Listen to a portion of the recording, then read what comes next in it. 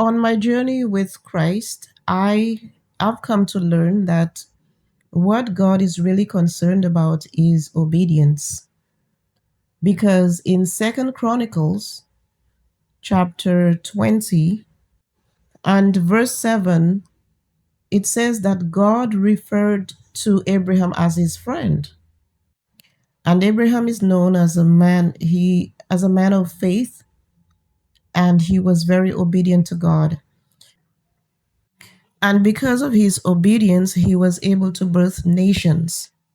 So when God tells us to move, he wants us to move. So it does not necessarily have to mean moving to another place or another location, but actually doing something. And when he tells us to do that thing, say for example, God is telling you to exercise, work out, eat right, he knows why he is telling you to do that.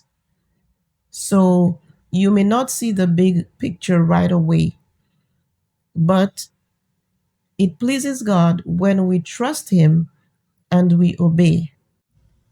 So sometimes when we realize that things are not working out the way that we expected it would, we just have to ask ourselves, are we on the right page? Are we on the right track? Are we doing what God says to do?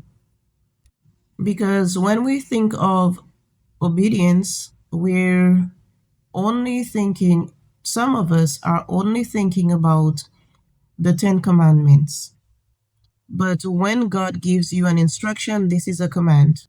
So we have to learn to discern God's voice and move when he says to move, because obedience puts us in alignment with blessings.